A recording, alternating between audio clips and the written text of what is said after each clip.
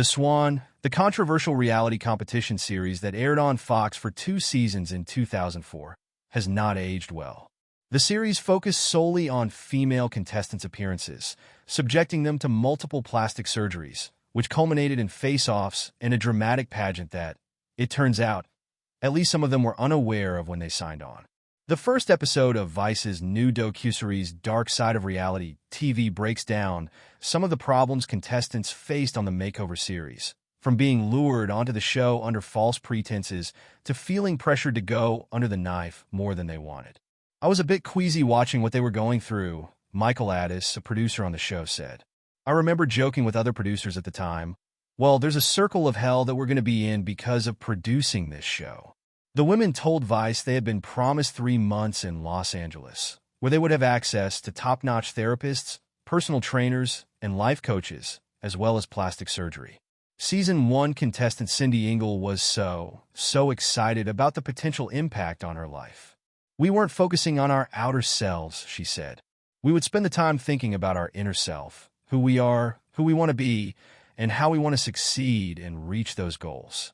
Her co-star Belinda Besant was surprised to learn the series would include a pageant at the end, where the woman would be judged solely on her outward transformation. "I think everyone's in shock when they realized it was a win-or-lose situation," Besant said. "I still thought I was doing this for myself, and this was all about my goal, my transformation. This was not the concept we were given when we had agreed to do the show." Another contestant, Tanya Cook, was reeling from losing her job, brother, and, through a recent divorce, her husband when she went on the show. For her, the biggest appeal was a career coach, which she didn't receive. Cook underwent plastic surgery. However, the show's surgeons wanted to see more of a transformation. She recounted telling them she wanted to keep a bump on her nose that ran through her family. Archival footage from The Swan showed a doctor saying he was a bit disappointed with her decision. Cook said in a new interview that she was sad to see a doctor speaking about her in that way. Engel said she really didn't know that she could say no to some of the procedures being done. While she wasn't told that she had to undergo them, Engel said she felt she had to take advantage of the opportunity. Dr. Terry Dubrow, a plastic surgeon from The Swan, who's now known for his appearances on Botched and other reality TV shows like The Real Housewives of Orange County, said doctors were doing as many procedures as they could safely do at once.